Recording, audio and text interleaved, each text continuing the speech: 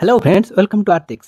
আজকে এই নতুন ভিডিওতে আমি আলোচনা করব যে ভারতের কাছে একটি নতুন চ্যালেঞ্জ এসে উপস্থিত হয়েছে, কারণ পাকিস্তান প্রতিরক্ষা চুক্তি করে ফেলেছে সৌদি আরবের সাথে। সৌদি আরব খুবই বড়লোক দেশ, কিন্তু তাদের কাছে একটি জিনিসের অভাব ছিল, সেটি হচ্ছে নিউক্লিয়ার বম। এই জিনিসটা ছিল না, সেটি ছিল পাকিস্তানের কাছে। তাই সৌদি আরব এক প্রকার বাধ্য হয়ে এই ডিলটি সাইন করেছে। এখানে আমি বলে রাখি, বুধবার সৌদি আরবে সে দেশের যুবরাজ মোহাম্মদ বিন সলমানের সঙ্গে দেখা করে পাকিস্তানের প্রধানমন্ত্রী শাহবাজ শরীফ। তারপর এই দুই দেশের মধ্যে কৌশলগত এবং পারস্পরিক প্রতিরক্ষা চুক্তিতে স্বাক্ষরিত হয়। সৌদি আরবের তরফে একটি বিবৃতিতে জানানো হয়েছে যে দুই দেশের পারস্পরিক বোঝাপড়া আরও বৃদ্ধি করা হচ্ছে।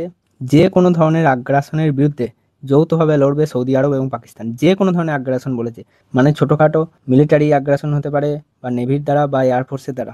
যে কোনো আগ্রাসনের বিরুদ্ধে দুই দেশ একে অপরের ওপর অ্যাটাক মানবে। এরপর এই চুক্তি অনুযায়ী পাকিস্তান এবং সৌদি আরবের মধ্যে যে কোনো একটি দেশের উপর আগ্রাসনের শিকার হলে তা দুই দেশের ওপর আঘাত হিসাবে দেখা হবে। আর এটি হচ্ছে ইন্ডিয়ার কাছে খুব চিন্তার বিষয়, কারণ অপারেশন সিন্দুরের সময় ভারত পাকিস্তানের জঙ্গি ঘাঁটিতে অ্যাটাক করেছিল।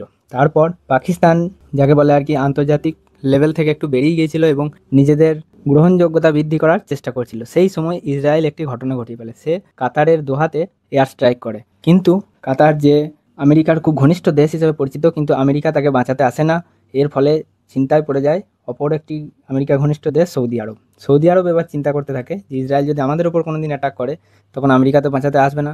অতএব নিউক্লিয়ার বম যুক্ত কোনো একটা দেশ আমাদের সাপোর্টে আসুক, সেটা সৌদি আরব অনেক দিন থেকেই চাইতো। তাই আমেরিকার উপর ভরসা হারিয়ে ফেলেছে। তাই এখন পাকিস্তানের সঙ্গে এই যে ডিফেন্স প্যাক্ট, এটি সাইন করলো। আর এই প্রেক্ষাপটে সৌদি পাকিস্তান সামরিক চুক্তি পশ্চিম এশিয়ার রাজনীতিতে একটি চমকপ্রদ ঘটনা বলেই মনে করা হয়। এবং ভারতের, এবার যদি ভারত অ্যাটাক করতে চায় পাকিস্তানকে, তাহলে অবশ্যই সৌদি আরবকে কনফিডেন্স নিতে হবে, মানে সৌদি আরবকে ডিটেলসে জানাতে হবে যে আমাদের উপর জঙ্গি হামলা হয়েছে, তাই আমরা পাকিস্তানের সাধারণ নাগরিকের ওপর নয়, শুধুমাত্র জঙ্গি ঘাঁটির ওপর অ্যাটাক চালাবো। তারপরেই ভারত অ্যাটাক চালাতে পারবে, কারণ তা না হলে সৌদি আরব ডাইরেক্ট মিলিটারি না পাঠালেও বিভিন্ন ধরনের ফাইটার জেট পাকিস্তানকে সাপোর্টে চলে আসতে পারে। এর ফলে ভারতের খুব প্রবলেম হবে, কারণ তিনটি দেশের যদি মিলিটারি বাজেট দেখেন, তা ভারত এবং সৌদি আরবের মিলিটারি বাজেট 80 বিলিয়নের আশেপাশে। অন্যদিকে পাকিস্তানের মিলিটারি বাজেট দেখুন, মাত্র $10 বিলিয়ন, যা অনেকটাই কম এই দুটি দেশের থেকে। এবং সৌদি আরব যদি একসাথে ভারতের বিপক্ষে হয়ে যায়, তখন ভারত খুবই প্রবলেমে পড়বে। তাই ভারতের সরকার একটি বিবৃতি দিয়ে জানিয়েছে যে তারা দেখছে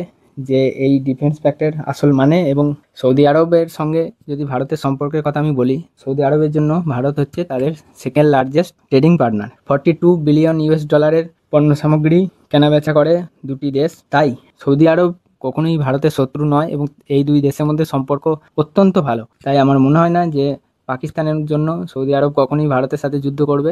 কিন্তু পাকিস্তানকে মিলিটারি সাপোর্ট দেওয়ার জন্য মিলিটারি গেজেট বা যুদ্ধ বিমান পাঠাতে পারে, এটাও কিন্তু ভারতের জন্য খুবই ক্ষতিকারক। অন্যদিকে এই ডিফেন্স প্যাক্টটা সৌদি আরবের জন্যই বেশি প্রয়োজন ছিল। মনে করুন সৌদি আরবকে কোনো ইসরায়েল অ্যাটাক করলো, তখন কিন্তু পাকিস্তানকে যেতেই হবে অ্যাটাক করতে, কারণ সৌদি আরবের কাছ থেকে পাকিস্তান এবার অনেক টাকা পাবে তাদের ডিফেন্স সামগ্রী বাড়াবার জন্য বা কেনার জন্য। এছাড়া অনেক এড, যেটা সৌদি আরব অনেক ক্ষেত্রেই পাকিস্তানকে দেয়, এবার তারও বেশি বেশি করে দেবে। আর এই সব টাকা নিয়ে ভারতের বিরুদ্ধে সন্ত্রাস চালাতে পারে পাকিস্তান। সৌদি আরব অনেক দিন থেকেই চাইছিল যে পাকিস্তান মিলিটারি এবং পাকিস্তানের নিউক্লিয়ার বম, এই দুটো জিনিস সৌদি আরবের সাপোর্টে থাকুক এবং সেই দেশে ডিপ্লয় থাকুক। কিন্তু এর জন্য পাকিস্তান তাদের জনতাকে বোঝাতে পারছিল না যে কি জন্য আমরা সৈনিক পাঠাবো সৌদি আরবে। শুধুমাত্র টাকার জন্য পাঠাচ্ছি, এটা তো বলা যায় না যে পাকিস্তানের লোক, পাকিস্তানের সৈনিকরা গিয়ে সৌদি আরবে যুদ্ধ করছে এবং তাদের জন্য প্রাণ হারাচ্ছে। এটা পাকিস্তানবাসী কোনোভাবেই মেনে নেবে না। তাই এর জন্য একটা লেজিটিমেট চুক্তি সাইন করা হলো, যাতে পাকিস্তানের লোককেও বোঝাবে যে আমরা যুদ্ধ করতে গেলে সৌদি আরবের লোক আসবে। কিন্তু এরকম জিনিসটা কোনোভাবেই হবে না, এরকমই মনে করছে জিওপলিটিক্যাল থিঙ্কাররা। অন্যদিকে নিউক্লিয়ার বোমের সাপোর্ট পেয়ে যাওয়ার ফলে সৌদি আরবের কাছে যে একটা ভয় ছিল যে ইরান নিউক্লিয়ার, এখানে একটা জিনিস বুঝতে হবে যে ইরান এবং সৌদি আরব হচ্ছে শত্রু দেশ, একে অপরের অ্যান্টি। তাই ইরান নিউক্লিয়ার পাওয়ার হওয়ার দিক থেকে অনেকটা এগিয়ে গেছে।